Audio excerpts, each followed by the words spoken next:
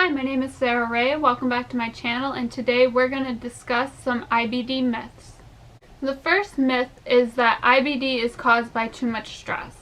That is incorrect.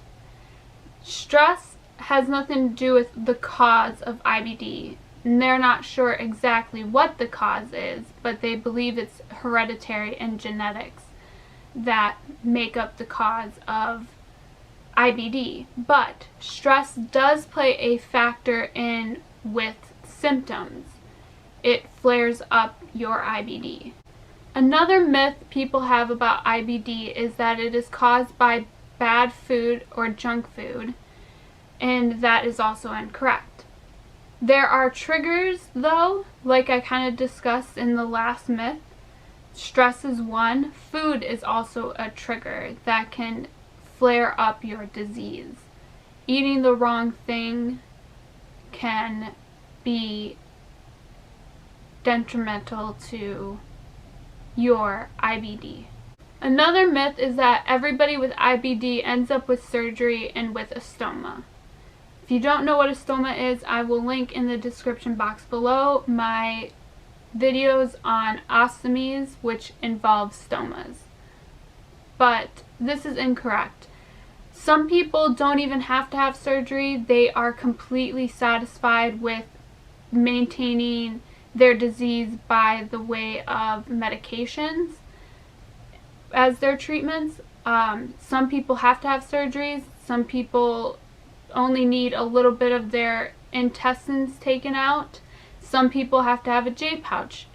I talked a little bit about that. I will leave a link in the description box below as well. I will be making a video on just J pouch here shortly. But not everyone ends up with an ostomy, is pretty much what I'm getting at. Some people do, unfortunately, but it's not the end of the world. Another myth is that it is okay to have blood in your stool because you have IBD. It is never okay to have blood in your stool. That could mean that there's active inflammation in your body, or that you could have something a little more complicated like anal fissures or hemorrhoids. So I would definitely recommend you go see the doctor right away. The next myth is that you cannot take IBD medications if you want to get pregnant or breastfeeding. I want to read you guys how that is not correct.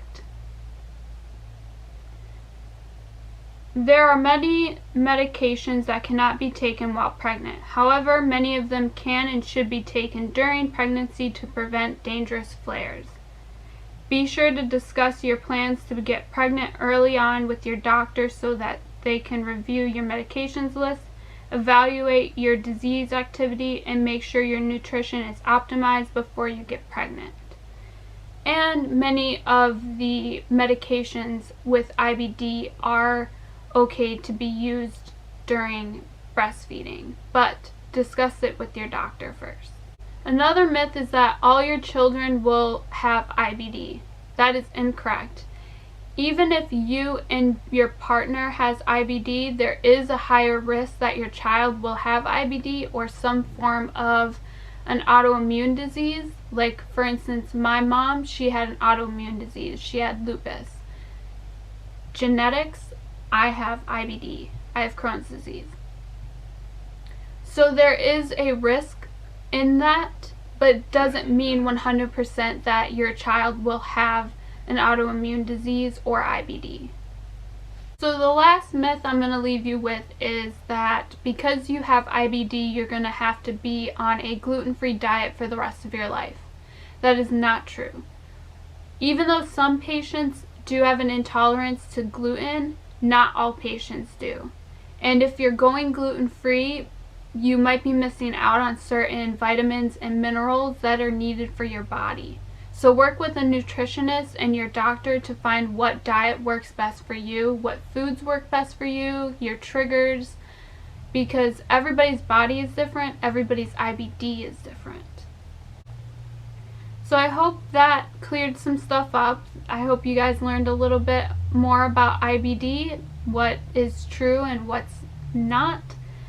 And I hope you guys like and subscribe and hit the bell for notifications of when I upload. and have a wonderful day. Bye!